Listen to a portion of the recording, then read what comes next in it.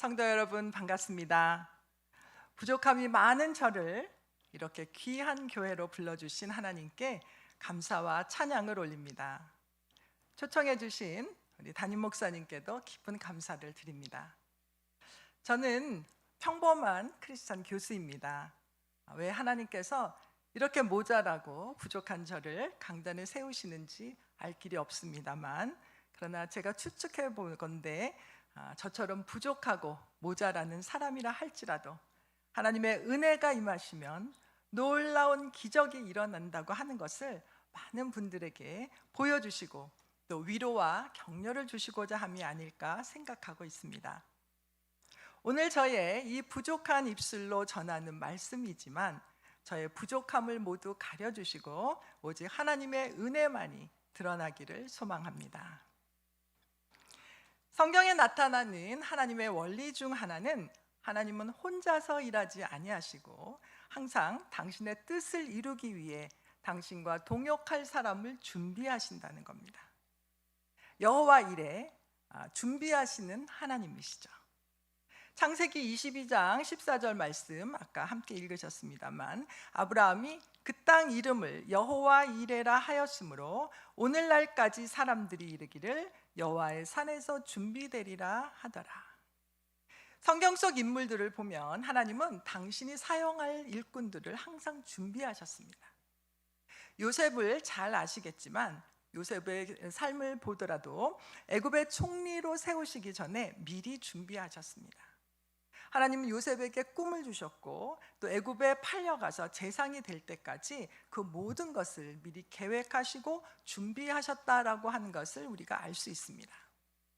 요셉은 애굽의 노예로 팔려갔지만 하나님은 이것을 선으로 바꾸셔서 보디발 장군의 집에서 재산 관리를 하게 하시고 또 재정과 재무 관리에 관한 모든 것을 배우게 하셨어요. 억울하게 누명을 쓰고 감옥에 갔을 때도 하나님은 그 억울함을 선으로 바꾸셔서 간수장에게 은혜를 입게 하시고 또 인사관리와 사무행정을 통달하게 하셨습니다. 이렇게 하나님은 노예로 팔려가고 감옥에 갇히는 그런 상황이라 할지라도 언제나 선으로 바꾸시고 총리가 되어 앞으로 해야 할 일들을 위해 미리 준비시키신 겁니다. 모세를 한번 볼까요? 모세 역시 하나님께서 준비하셨던 지도자죠. 모세가 태어날 당시에 바로는 갓난아기를 다 죽이라고 했기 때문에 도저히 살아날 수 없는 그런 상황이었어요. 갓난아기는 시도 때도 없이 응애 웁니다. 어떻게 그런 아기를 숨길 수가 있을까요? 이건 하나님 도움 없이는 절대로 할 수 없는 불가능한 일인데 하나님이 살리셨습니다. 그리고 훗날 지도자를 사용하시기 위해서 가장 안전한 곳으로 보내셨죠. 가장 안전한 곳이 어디죠? 바로 바로의 왕궁, 바로의 딸 공주에게서 자라게 하셨습니다. 그리고 40년 동안 최고의 지도자 교육을 받게 시키셨어요. 그런데 왕궁에서 배울 것들을 다 배우고 나니까 모세를 광야로 보내셨습니다. 광야 훈련을 또 40년 받게 하신 거예요. 우리 인생에는 광야 훈련을 받는 시기가 있습니다. 이 광야 훈련은 완전한 하나님의 사람으로 길들이시는 시간이에요. 광야에 홀로 버려졌을 때 인간은 고독해지고 보잘것없어집니다. 모세는 왕자의 신분에서 살인자로 전락해버렸고 별 볼 일 없는 양치기가 되어버렸어요. 하나님은 모세가 애굽에서 몸에 배었던 모든 불순물들을 빼내시고 순살로 만드는 그런 작업을 광야 40년 동안 하신 겁니다. 혈기가 많아서 사람을 죽이기까지 했던 그런 성격이 40년 동안 광야에서 양이나 치면서 지내는 동안에 온유한 성격으로 바뀌게 되었어요. 인간은 고독할 때 하나님을 만나게 되고 겸손해질 때 하나님의 말씀이 들어가게 됩니다. 신약 시대를 보면 하나님은 사도 바울을 준비시키셨어요. 그는 예수님한테 직접 배웠던 제자도 아니고 오히려 예수 믿는 사람을 핍박한 사람입니다. 그런 그가 13권이나 되는 서신서들을 통해서 교회의 성도들과 지도자들에게 신앙을 권면하고 격려하고 교훈을 가르치고 그리스도의 가르침을 명확하게 할 수 있었던 것은 하나님께서 그를 당대 최고의 교육을 받게 하시고 준비시키셨기 때문입니다. 바울은 당대 최고의 율법학자였던 가말리엘의 제자였고 스펙이 대단한 사람입니다. 그런데 다메섹에서 그가 회심한 후에 바울은 고향 다소로 가서 10년 동안 별다른 일을 하지 않습니다. 요즘 말로 하면 백수로 지내면서 시골에서 썩고 있었다라고 해도 과언이 아닌 거죠. 한번 상상을 해보세요. 시골에서 서울로 보내서 서울대학을 나오고 또 하버드로 유학 가서 박사를 받았는데, 그럼 시골에서는 얼마나 큰 경사고 자랑거리입니까? 그런데 예루살렘에서 큰 자리 차지하고 성공할 줄 알았더니 시골로 도로 돌아와서 아무 일도 안 하고 백수로 10년을 보낸다고 하면 동네 사람들이 얼마나 수군거렸겠습니까? 아이고, 저 윗집 아들 얘기 들었어? 어?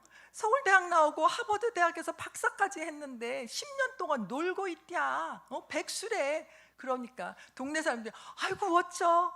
아이고 어쩌? 아까워서 어쩌? 뭐 이러면서 수근수근거리겠죠. 10년 동안 아무런 변화도 없고 부르심도 없이 시골에서 지내는 동안에 하나님은 바울을 당신의 일꾼으로 길들이는 작업을 하신 겁니다. 그런데 말이죠, 세상적으로는 썩는 시간이지만 하나님이 하시면 발효가 됩니다. 전혀 다른 사람으로 재창조되는 그런 발효의 시간이 되는 거예요. 하나님의 사람으로 재탄생되는 아주 중요한 시간이 바로 광야 훈련 시간입니다. 이 시간이 없으면 하나님의 사람으로 제대로 바뀔 수가 없어요. 싸구려 포도주스로 끝날 인생을 값비싼 포도주로 바꾸시는 발효가 됩니다. 몸에 나쁜 설탕 절임에 불과한 것을 유익한 효소로 발효시키시는 그런 시간이 되는 거예요. 그런데 이 발효와 숙성에 있어서 꼭 필요한 단계가 있는데 그게 바로 삼투압 작용이 일어나는 단계입니다. 배추를 소금물에 절여서 이제 김치를 만들잖아요.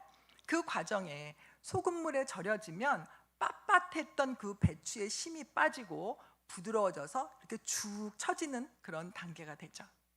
기존에 들어가 있던 그 세상의 심들이, 내 힘이 다 빠지고 하나님의 속성에 절여지는 시간, 그 시간이 바로 광야 훈련의 시간이라고 하는 겁니다. 세상 사람들이 보기엔 아무 일도 없고 썩는 시간처럼 보일지 모르지만 내 견고한 생각의 틀, 내 고집, 내 혈기, 내 자아, 내 성질 다 빼내시고 주님의 생각으로, 주님의 마음으로, 주님의 비전으로 채워 넣는 이 시간이 바로 광야에서 발효되는 아주 소중한 시간입니다. 요셉과 모세, 사도 바울을 준비하셨던 하나님께서는 오늘도 당신의 일꾼들을 직접 준비하신다는 겁니다. 바로 나를 창조하셨을 때도 하나님은 나를 사용하실 계획을 갖고 계시고 그 계획을 이루시기 위해서 우리의 삶을 준비시키십니다. 그러면 하나님은 우리를 어떻게 준비시키실까요? 그 첫 번째는 믿음 훈련을 통해서 준비시키십니다. 하나님이 사용하시는 준비된 일꾼이 되기 위해서는 우리는 믿음 훈련을 거쳐야만 해요. 히브리서 11장 6절 말씀을 보면 믿음이 없이는 하나님을 기쁘시게 하지 못하나니 하나님께 나아가는 자는 반드시 그가 계신 것과 또한 그가 자기를 찾는 자들에게 상 주시는 이심을 믿어야 할지니라. 믿음이 없이는 하나님을 기쁘시게 할 수 없습니다. 우리의 믿음을 하나님께 보여드려야만 사용하실 수 있어요. 그런데 이 믿음은 들음에서 나기 때문에 우리의 믿음이 자라기 위해서 끊임없이 반복 학습하고 실전 연습을 해야 합니다. 이를 위해서 하나님이 주신 방법이 바로 쉐마 교육이죠. 쉐마는 너희는 들으라는 뜻입니다. 이스라엘아 들으라로 시작되는 신명기 6장 4절에서 9절 말씀입니다. 자, 이스라엘아 들으라. 우리 하나님 여호와는 오직 유일한 여호와시니 너는 마음을 다하고 뜻을 다하고 힘을 다하여 내 하나님 여호와를 사랑하라. 오늘 내가 내게 명하는 이 말씀을 너는 마음에 새기고 내 자녀에게 부지런히 가르치며 집에 앉았을 때든지 길을 갈 때든지 누워 있을 때든지 일어날 때든지 이 말씀을 강론할 것이며 너는 또 그것을 내 손목에 매어 기호를 삼고 내 미간에 붙여 표로 삼고 또 내 집 문설주와 바깥문에 기록할지니라. 이 말씀을 요약하면 하나님은 오직 한 분밖에 없으시다. 너는 그 하나님을 마음과 뜻과 힘을 다해서, 즉 최선을 다해서 사랑하라. 하나님 말씀을 항상 명심하고 늘 묵상하고 나눠라. 그리고 내 자녀에게 열심히 가르쳐라. 내 집이 하나님 믿는 집임을 온 세상에 당당하게 선포하라. 이런 의미입니다. 우리가 이 말씀을 지키면 하나님은 우리에게 무엇을 하신다고 약속하셨을까요? 신명기 28장 1절에서 3절 말씀을 보면 내가 내 하나님 여호와의 말씀을 삼가 듣고 내가 오늘 내게 명령하는 그 모든 명령을 지켜 행하면 내 하나님 여호와께서 너를 세계 모든 민족 위에 뛰어나게 하실 것이라. 내가 내 하나님 여호와의 말씀을 청종하면 이 모든 복이 내게 임하며 내게 이르리니 성읍에서도 복을 받고 들에서도 복을 받을 것이며. 아멘. 이런 이야기가 있습니다. 머리 좋은 사람이 부모 잘 만난 사람 못 이기고 부모 잘 만난 사람이 잘 풀리는 사람 못 당한다는 말이 있어요. 요즘 금수저 흙수저 이야기들을 합니다. 혹시 여러분 중에 나는 흙수저라서 슬퍼하는 분이 있다면 슬퍼하지 마세요. 내가 흙수저라서 내 자식에게 물려줄 것이 아무것도 없어서 걱정하는 부모가 있으시다면 절대로 걱정하지 마십시오. 흙수저가 부모 잘 만나서 금수저를 못 당한다고 했는데 그 금수저는 잘 풀리는 하늘수저를 당할 수가 없기 때문입니다. 사람이 제 아무리 똑똑해도 부모가 능력이 있어서 팍팍 밀어준다고 해도 하나님이 도와주시는 사람을 이길 자는 없습니다. 하나님이 밀어주시고자 하시면 그 모든 막힌 것이 뚫어지게 됩니다. 어떤 장애물도 뛰어넘을 수 있습니다. 하나님이 이 세상 최고의 백인 거예요. 부모가 물려준 재산을 홀라당 다 날리고 빈털터리가 되거나 또는 유치장으로 가서 불행하게 생을 마감하는 사람들이 참 많습니다. 이 세상에서 가장 축복받은 사람은 하나님을 만난 사람입니다. 이 세상 최고의 백인 하나님이 나를 책임져 주신다면 나는 금수저가 아니라 다이아몬드 수저가 되는 거예요. 그러므로 부모들은 재산을 물려줄 게 아니라 믿음을 물려줘야 됩니다. 그런데 믿음은 그냥 물려지는 게 아닙니다. 끊임없는 말씀 교육과 반복 교육, 실전 교육을 통해서 믿음이 물려지는 겁니다. 그러므로 부모가 해야 되는 가장 중요한 역할은 믿음의 본을 보이는 것과 쉐마 교육을 시키는 일입니다. 제가 1994년에 이화여대 교수로 임용이 됐습니다. 온 지 몇 달 안 됐을 때 일인데요. 제 큰아이가 그때 막 아장아장 걷기 시작할 때예요. 큰아이가 큰 사고를 당했습니다. 교수회의를 하고 있는데 조교가 오더니 집에서 급한 연락이 왔다고 빨리 받아보시라고 하는데 심상치 않은 느낌이었어요. 그래서 놀라서 사무실에 가서 이제 전화를 받았더니 저는 제가 일을 하니까 아주머니한테 맡겼거든요. 아주머니가 떨리는 목소리로 내가 마늘을 까고 있었는데 아기가 아장아장 걷다가 넘어져서 그 날카로운 칼이 아기 배에 찔렸다는 거예요. 제가 얼마나 놀랐겠습니까? 지금 세브란스 응급실로 왔으니까 빨리 오라고 저에게 그러는 거였어요. 다리가 후들후들 떨리고 하늘이 까맣더라고요. 택시를 타고 막 가면서 하나님 우리 아이 살려주세요. 목숨만 살려주세요. 그러고 이제 갔습니다. 담당 선생님이 말씀하시기를 이제 응급처치를 하고 드레싱을 했다라고 하시면서 칼이 얼마나 깊이 들어갔는지는 아직 모르겠다. 만일 표피만 다쳤으면 이제 아무면 되는데 깊이 들어가서 장기까지 들어갔으면 출혈이 생길 거고 그럼 이제 큰일이다. 이제 그렇게 말씀하시는 거예요. 그래서 제가 이제 간절히 기도했는데 하나님이 은혜 주셔서 다행히 출혈이 없었고 그 표피만 다쳐서 이제 낫게 됐습니다. 제가 큰 고민이 생겼어요. 내가 일한다고 아이를 아줌마 손에 맡겼더니 아이가 이렇게 사고를 당한 것 같아. 그럼 나는 직장을 그만둬야 되나? 나는 어떤 하나님의 사명으로 이제 이화로 하나님 나를 부르셨는데 어떻게 해야 되나? 이런 이제 고민이 생긴 거예요. 그래서 제가 이제 기도를 했는데 주님이 마태복음 6장 33절 말씀을 주셨어요. 그런즉 너희는 먼저 그의 나라와 의를 구하라.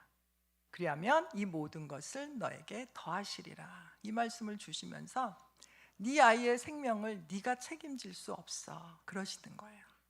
네가 전업주부로 집에 있는다고 해도 샤워하는 동안 아기가 사고 당할 수 있어. 유치원 차 태워 보냈는데 유치원 차가 교통사고가 날 수도 있어. 네 아이의 생명을 지키는 분은 오직 나 여호와 하나님 한 분이시다 그러시는 거예요. 그러시면서 내가 너에게 맡긴 일에 최선을 다하면 너의 모든 것을 너의 자녀들까지도 내가 책임지마 그런 말씀을 주셨습니다. 이 말씀을 들으면서 제 마음이 평안해졌어요. 그래, 내가 주님이 나에게 맡겨주신 캠퍼스 사명에 최선을 다해야지 이런 생각이 들면서 그 이후로 이제 그런 걱정을 하지 않게 됐습니다. 하나님은 그때 저에게 해주셨던 그 약속을 완벽하게 신실하게 지켜주셨습니다. 여호와는 선하시니 그의 인자하심이 영원하고 그의 성실하심이 대대에 이르리로다. 아멘. 제가 아이가 둘인데요. 하나는 큰애는 29살, 작은애는 25살이에요. 제 아이들을 키우면서 어떻게 키우는 것이 잘 키우는 것일까 많은 생각을 했습니다. 아이들이 어렸을 때 특목고 가는 열풍이 불고 있을 때예요. 특목고에 입학하려면 중학교 들어가자마자 유명한 입시학원에 등록하고 종일반을 다녀야 된다고들 했어요. 초등학교 때도 영재반이다 뭐다 해서 학원을 얼마나 많이들 보내는지 거기에 따라가지 않으면 지진화로 도태될 것 같은 그런 무서운 사회적 분위기가 있었습니다. 그래서 저는 이렇게 기도했습니다. 하나님, 저는 지금까지 제 삶을 이끄신 전능하신 하나님을 믿습니다. 지금 이 땅은 교육의 만몬신이 사람들의 영혼을 사로잡고 아이들을 망치고 있어요. 좋은 대학 들어가고 좋은 곳에 취직하고 돈 많이 벌면 자식 잘 키웠다고 생각하면서 하나님이 아닌 만몬신에게 아이들을 바치고 있습니다. 그러나 저는 제 아이들을 진정한 하나님의 자녀로 키우고 싶어요. 제 아이들을 주님께 드립니다. 주님이 맡아주세요. 제 아이들이 명문대학 안 가도 저는 괜찮아요. 대신 하나님 주신 사명을 감당할 수 있는 믿음과 지혜를 주십시오. 이 세상을 본받지 않고 세상을 이기는 아이들로 자라게 해주세요. 제 아이들이 다니엘처럼 지혜롭고 많은 사람을 옳은 대로 돌아오게 하는 그런 사람이 되게 해주셔서 하나님 교육이 세상 교육을 이긴다는 것을 보여주세요. 이렇게 기도했습니다. 제 직장이 이화여대이기 때문에 저희는 이대 정문 앞에 살았어요. 거기서 막내가 대학 들어갈 때까지 살았는데요. 와보신 분은 알겠지만 거기는 상업지구라서 학원이 없어요. 학원을 가려면 지하철을 타고 또 한참 가야 됩니다. 강북이고 소위 학군도 별로 좋지 않은 곳이에요. 그래서 대부분의 가정은 거기 어릴 때 살다가도 이제 초등학교 들어가고 중학교 때 다 이사를 갑니다. 학군 좋은 곳을 찾아서 이사를 가는 거죠. 저는 제 아이들을 담보로 모험을 한 것일 수도 있어요. 세상 사람들은 저에게 아휴 교수라고 잘난 척하다가 자식 망칠 거야 이렇게 이야기했을지도 모릅니다. 모두들 저에게 왜 이사 안 가냐고 자꾸 물었어요. 학군 좋은 동네로 이사 가라고 권하는 분이 많았고요. 저는 제 아이들을 담보로 하나님께 매일 기도드렸습니다. 하나님, 당신의 영광을 위해서 당신의 말씀으로 키우는 것이 세상 교육을 이기는 거라고 하는 것을 보여주세요. 당신의 말씀은 언제나 옳다는 것을 증명해 주세요. 그래서 세상 사람들이 사탄이 주는 그 잘못된 생각에서 벗어나게 해주세요. 이렇게 기도했습니다. 제가 아이들을 위해 한 것은 학원 교육이 아니라 쉐마 교육이었어요. 아이들에게 부지런히 성경을 가르쳤습니다. 매일 성경을 읽히고 암송시키고, 그리고 자기 전에 성경 말씀을 오늘의 생활에서 어떻게 적용시켰는지 저 엄마도 나누고 아이도 나누는 이제 그런 시간을 가지고 함께 기도하고 잤어요. 성경을 읽지 않거나 암송을 하지 않은 날은 일주일 용돈에서 그날 받은 금액을 제가 뺐습니다. 제가 학교 숙제 검사는 제대로 안 했는데요. 이 암송이랑 성경 나누는 거는 매일 철저하게 제가 표를 만들어서 수첩에다 기록해서 벽에 붙여놓고 그렇게 했습니다. 이렇게 어릴 때부터 쉐마 교육을 시켰더니 고등학생이 됐는데 반 친구들을 모아서 아침 큐티 모임을 만들더라고요. 학교에서 하루의 시작을 기도와 말씀으로 시작하는 거였어요. 대학을 졸업하고 지금 미국으로 유학을 갔는데 거기 가자마자 Swim in Jesus라고 하는 기도 모임을 만들고 학생을 모아 캠퍼스 기도 모임을 하고 있습니다. 얼마나 감사한지 몰라요. 쉐마 교육을 받고 자란 아이들은 어딜 가든지 믿음의 재단을 먼저 쌓습니다. 제 큰아이는 저는 원하지 않았는데 본인이 원해서 외고를 갔어요. 근데 중학생 때 입시학원을 다니지 않았습니다. 그때는 그러면 외고 못 간다 그랬어요. 맨날 문제 풀고 막 그런 걸 해야지만 들어간다고 했거든요. 그런데 하나님 은혜로 합격이 됐습니다. 학원을 안 다녔으니까 다행히 선행학습이 돼 있지 않았죠. 합격한 뒤에 배치고사를 봤는데 결과가 놀라웠습니다. 전교 등수가 뒤에서 거의 꼴찌였어요. 굉장히 제가 참 걱정이 되더라고요. 왜냐하면 내고는 내신이 굉장히 힘들잖아요. 얘가 들어가서 바닥을 그려주겠구나 하는 생각이 들어서 굉장히 좀 걱정이 됐습니다. 그래서 제가 그냥 일반 학교로 옮기는 게 어떻겠니? 라고 슬쩍 권면해 봤더니 저희 아이가 생각보다 담대해요. 엄마, 칼을 뽑았으면 썰어 봐야지 그러는 거예요. 제 큰아이는 초등학교 4학년 때까지 구구단을 못 외웠어요. 얘는 인내하면서 기다려줘야 하는구나 하고 제가 생각하면서 다그치지는 않았습니다. 그렇지만 속은 탔죠. 4학년인데 구구단을 못 외우고 있으니. 그런데 하나님께서 제 기도를 무척 기뻐하셨던 것 같아요. 기적이 일어났습니다. 수학 지진아였던 제 큰아이가 고등학교 들어가더니 전교에서 수학을 제일 잘하는 아이가 된 거예요. 전국 모의고사에서 수학이 굉장히 어렵게 나왔는데 1등급 컷이 70점대였어요. 그런데 저희 아이 혼자 90 몇 점을 받은 거예요. 담임 선생님 면담을 갔는데 수학을 너무 잘한다고 칭찬하시는 거예요. 저는 제 귀를 의심했어요. 왜냐하면 4학년이 되도록 구구단을 못 외웠고 초등학교 때도 수학을 100점 맞은 기억이 없거든요. 항상 수학을 못하는 아이였는데 하나님은 이렇게 수학을 못하는 수학 지진아도 수학 수제로 만드시고 또 수학을 잘하지 못하면 공부할 수 없는 그런 경제학을 공부하게 하신 거예요. 정말 놀라운 기적을 하나님께서 보여주셨습니다. 제 큰아이가 고등학교 1학년 때 제가 아이를 위해서 기도하는데 하나님이 제 안에 음성을 들려주셨어요. 내 아이는 내가 책임진다 그러시는 거예요. 그러면서 제 큰아이는 이화여대 무슨 학과에 갈 거야 그렇게 말씀하시는 거였어요. 이 말씀이 내 생각이야? 하나님 말씀이 맞아? 제가 처음엔 좀 혼란스러웠어요. 그런데 제 생각은 아니었어요. 왜냐하면 저는 한 번도 그런 생각을 한 적이 없고 바란 적이 없거든요. 저는 기도할 때 좋은 대학 못 가도 괜찮아요 하나님 이렇게 기도했단 말이에요. 가장 유익한 곳으로 이 아이를 보내주세요 이렇게 기도했거든요. 그런데 3년 뒤에 하나님의 말씀이 그대로 이루어졌어요. 제 둘째 아이가 고등학교 1학년이 됐는데 그때도 기도하는데 하나님의 음성을 들려주셨어요. 둘째 아이는 서울대학에 갈 거야 그러시는 거예요. 저희 아이들 둘 다 학원에 다니지 않은 아이고 어떤 스펙도 없는 그런 아이입니다.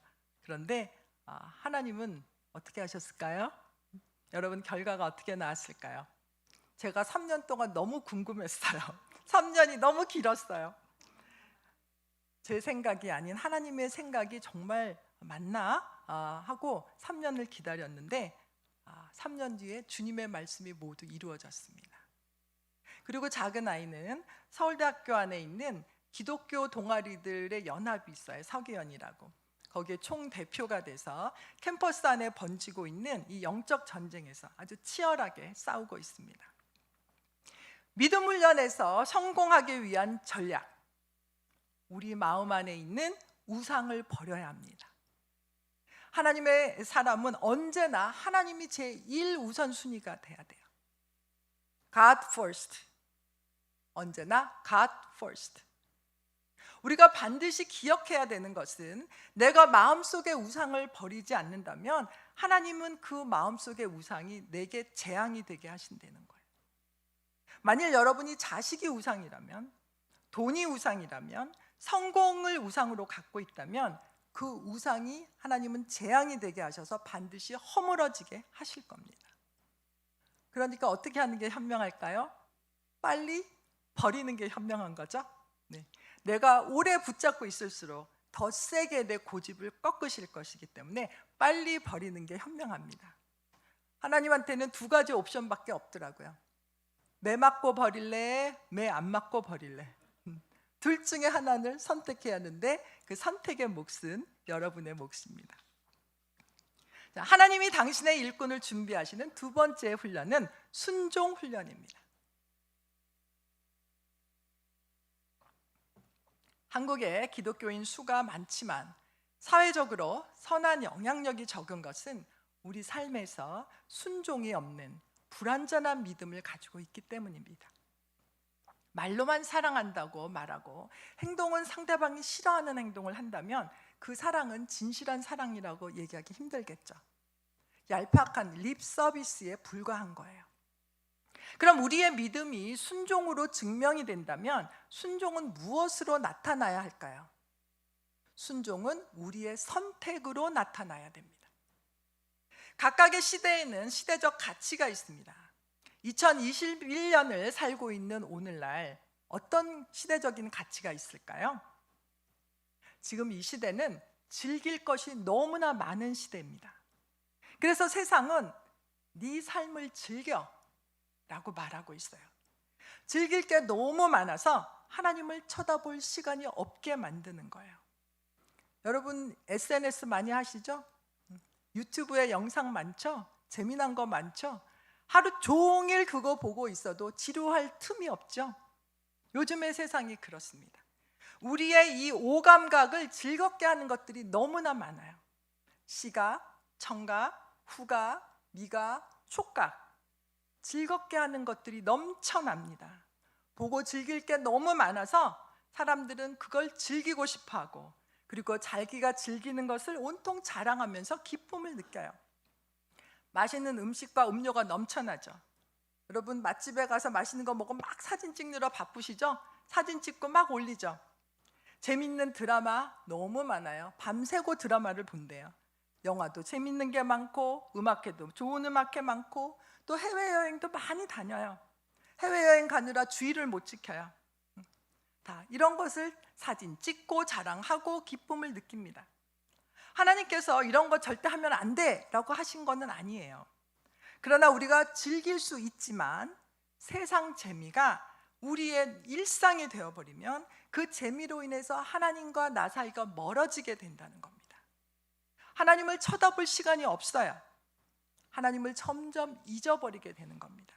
내 마음속에서 다른 것들이 더 크게 차지하는 거예요.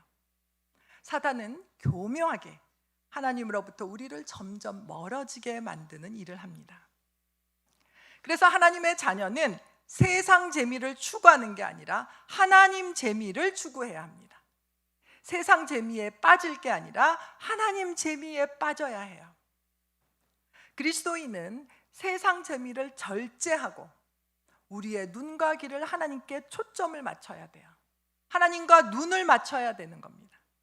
없어서 못하는 게 아니라, 없어서 못 즐기는 게 아니라 할 수 있지만 절제하면서 하나님과 가까워지려고 노력하는 것이 바로 하나님의 자녀입니다. 우리의 삶은 우리의 모든 선택에서 드러나게 돼 있어요. 하나님의 생명책에는 우리의 모든 선택한 행동들이 다 기록되어 있습니다. 그러면 우리는 어떤 선택 기준으로 선택을 해야 할까요? 그리스도인의 선택 기준은 딱 한 가지밖에 없습니다. 예수님은 뭐라고 하실까? 예수님은 뭐라고 하실까? 이 한 가지만 생각하면 고민할 필요가 없어요. 답이 분명하게 금방 나오거든요. 꽤 오래전의 일인데요. 어떤 기업에서 저를 찾아왔습니다. 새로운 담배를 출시하려고 하는데 시장 조사를 해달라는 부탁이었어요. 그리고 그 대가로 수천만 원의 연구비를 주겠다고 했습니다. 그렇지만 담배는 해로운 상품이죠. 그런 상품을 판매하는 일에 또 개발하는 일에 제가 끼어들고 싶지 않았어요. 그래서 제가 거절했습니다. 예수님께서도 하지 말라고 하실 것 같았어요. 우리는 일을 할 때도 돈을 번다고 해서 아무 일이나 다 해도 되는 것이 아니라 하나님이 기뻐하시는 일인지, 예수님은 뭐라고 하실까, 이것을 우리의 기준으로 삼아야 됩니다. 소비자들을 폐암으로 만드는 그런 상품을 위해서 제 전문성을 쓰고 싶지 않았어요. 그런데 몇 달 뒤에 깜짝 놀랄 일이 생겼습니다. 제가 어떤 회사를 방문을 했는데 그 회사의 대표님이 사무실 구경을 시켜주셨어요. 대표님의 집무실을 가서 보고 너무 큰 감명을 받았어요. 그 집무실의 한 구석에 기도실이 따로 있는 거예요. 기도실을 만들고 그 기도실 안을 보여주시는데 이렇게 조그만한 방인데 기도 의자가 있더라고요. 무릎을 오랫동안 꿇으면 무릎이 아프잖아요. 그래서 아프지 말라고 이렇게 기도 의자가 있는데 거기에서 무릎 꿇고 기도하신다는 거예요. 제가 얼마나 감명을 받았던지요. 아, 믿음이 굉장히 깊으시구나. 회사를 위해서 기도를 많이 하시나 보다. 대표님의 신앙심이 참 훌륭하게 보였습니다. 사무실 구경을 마치고 대표님이 현재 하고 있는 프로젝트를 이제 발표를 하셨는데 제가 깜짝 놀랐어요. 얼마 전에 제가 거절했던 그 프로젝트를 이분이 하고 계신 거예요. 아주 신이 나서 이것을 발표하고 계시는데 저는 너무 실망스러웠습니다. 젊은 층을 끌어들일 수 있는 그런 담배를 개발하기 위해서 최고 에이스 직원들을 붙여서 개발하고 있으시다고 아주 자랑스럽게 발표를 하시는 거였어요. 아, 그 기도실은 뭐지? 그분은 그곳에서 무슨 기도를 하는 것일까? 그냥 돈만 많이 벌게 해주세요, 이런 기도를 하는 걸까? 제가 참 씁쓸했습니다. 여러분, 우리가 하는 모든 일에서 하나님의 영광이 드러나야 합니다. 너희가 무엇을 마시든지 먹든지 모두 하나님의 영광을 위해 하라. 이 말씀을 기억하시기 바랍니다.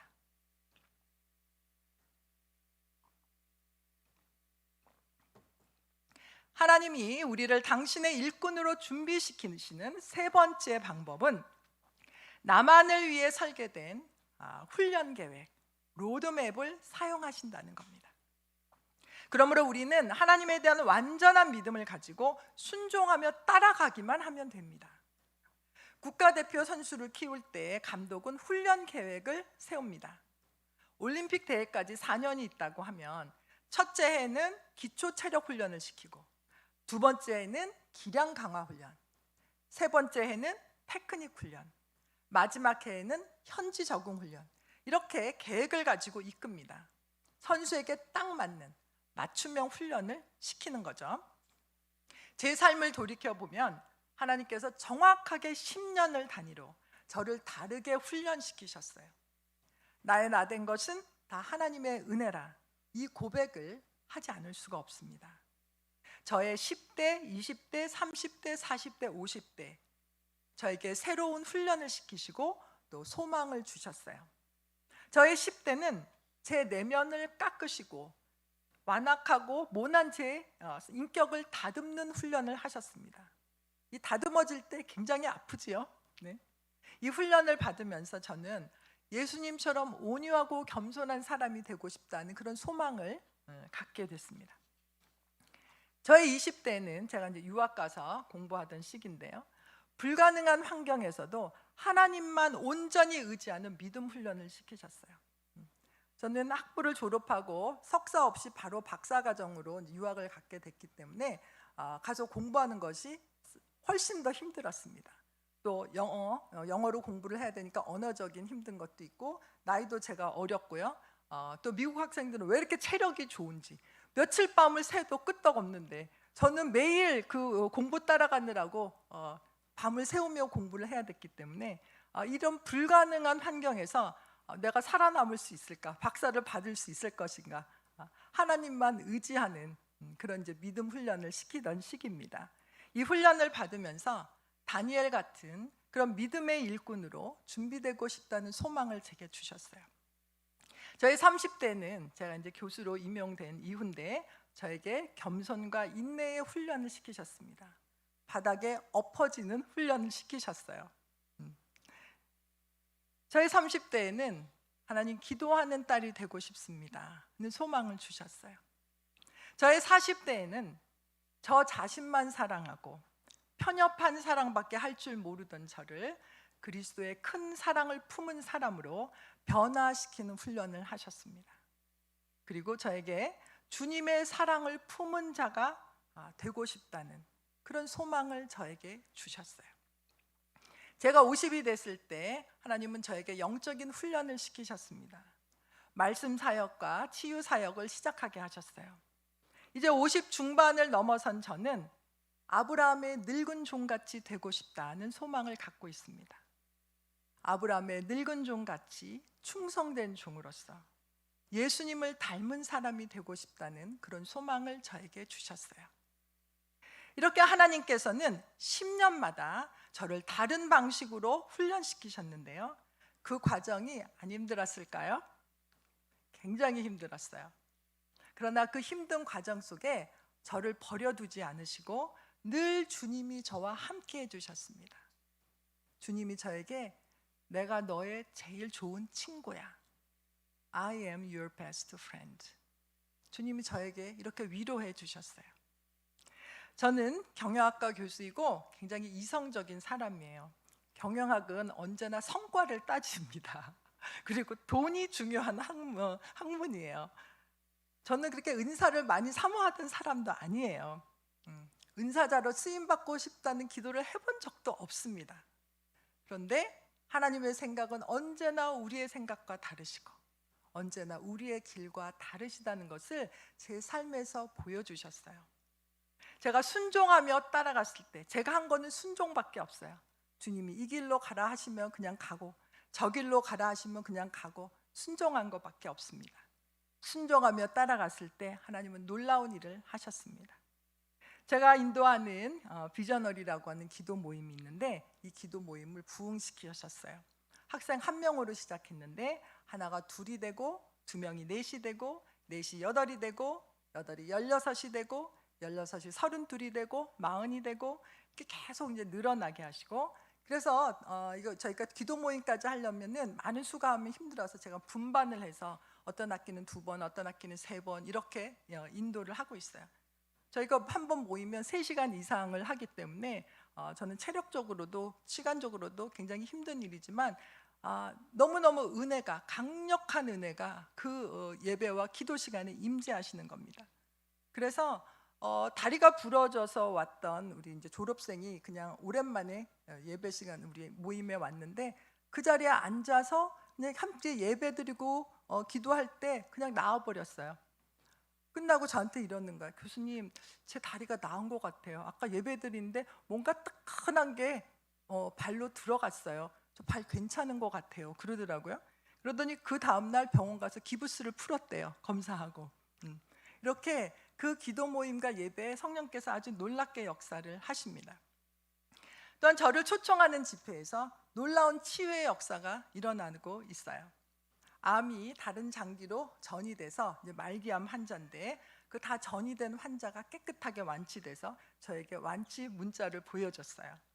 허리 디스크 때문에 앉지도 서지도 못하는 그런 사람이 치유가 되고, 무릎이 아파서 계단을 못 오르내리고 지하철도 못 타시던 66세 되신 전도사님이 계셨는데 기도받으시고 그 다음 날부터 30개 되는 기도원 계단을 쑥쑥쑥쑥 올라가시고 쑥쑥쑥쑥 내려오시고 9년 동안 못 타던 지하철을 타고 서울을 다 누비고 다니세요. 또 공황장애와 환청이 들리던 그런 사람이 치유가 되고, 구안화사로 얼굴 신경이 마비돼서 칼로 긋는 것 같은 통증을 느끼던 분이 얼굴이 정상이 되고, 자궁내막증과 다발성 난소 증후군을 10년 이상 앓던 사람이 완치되고, 열거하기 힘들 정도의 많은 질병들이 치유되는 놀라운 역사가 일어나게 하셨습니다. 욥기 23장 10절 말씀을 보면, 그러나 내가 가는 길을 그가 아시나니 그가 나를 단련하신 후에는 내가 순금같이 되어 나오리라. 하나님께서는 나를 창조하신 목적을 이루기 위해서 정확한 훈련 계획을 갖고 계시다고 하는 것을 믿으시기 바랍니다. 바로 그 훈련을 우리가 믿음과 순종으로 인내한다면 나를 향하신 하나님의 그 계획이 온전하게 이루어지는 겁니다. 이런 생각을 하실지도 모르겠어요. 나같이 능력 없고 보잘것없는 사람도 하나님께서 쓰실까? 물론입니다. 창세기에 나오는 인물들을 보세요. 온전한 사람이 거의 없습니다. 아브라함, 야곱, 유다, 노아 모두가 황당하리만큼 실수하고 부족함 투성이인 사람들이었어요. 하나님은 죄인의 회개에 기뻐하십니다. 그리고 누구든지 회개하고 돌아오면 쓰임 받을 수 있습니다. 그럼 노년이 되면 하나님의 계획이 없는 걸까요? 천만에요. 절대 그렇지 않아요. 고린도후서 4장 16절 말씀을 보면, 그러므로 우리가 낙심하지 아니하노니 우리의 겉사람은 낡아지나 우리의 속사람은 날로 새로워지도다. 우리의 육신이 나이 드는 것은 정한 이치입니다. 그러나 우리의 영은 나날이 새로워지고 깊어질 수 있어요. 문제는 내가 낙심해서 노력을 안 한다는 거죠. 우리의 영이 날로 새로워지고 건강해진다면 우리의 육신도 따라서 나날이 회복이 이루어집니다. 그러므로 우리는 결코 낙심해서는 안 됩니다. 노년의 가장 큰 적은 낙심이에요. 소망을 잃어버리게 만드는 거죠. 아유, 이 나이에 내가 뭘 하겠나? 이제 내가 명예퇴직 당했는데 뭘 하겠어? 내 나이 80인데 뭘 하겠어? 근데 하나님은요, 80에도 계획이 있으시더라고요. 80의 노인도 하나님은 치유해 주시고 회복시키시고 사용하십니다. 성경은 우리의 영이 날로 새로워지기 때문에 나이가 들수록 영성이 더 깊어지고 더 지혜로워지고 열심히 주님을 섬길 수 있다고 말씀하십니다. 그래서 노년이라고 해서 이제는 편히 쉬고 편히 먹고 그러다가 인생 살다가 천국 가야지 이렇게 생각하게 하는 것은 사단에게 속는 겁니다. 골로새서 1장 10절 말씀처럼 주께 합당하게 행하여 범사에 기쁘시게 하고 모든 선한 일에 열매를 맺게 하시며 하나님을 아는 것에 자라게 하시고, 우리는 천국 갈 때까지 계속해서 하나님을 알아가야 됩니다. 하나님은 너무나 크신 분이라서 우리가 평생을 알아도 다 알 수 없는 분이에요. 오늘 말씀을 정리해 보면 하나님은 나를 향한 하나님만의 계획을 갖고 계시다는 겁니다. 그리고 그걸 이루시기 위해서 우리의 믿음과 순종을 요구하시고 하나님의 그 계획에 맞춰서 훈련시키시고 준비시키신다는 말씀을 제가 전했습니다. 그러므로 우리 모두가 하나님의 훈련을 통과해서 준비된 자로서 천국 가실 때까지 쓰임 받으시기를 축복합니다.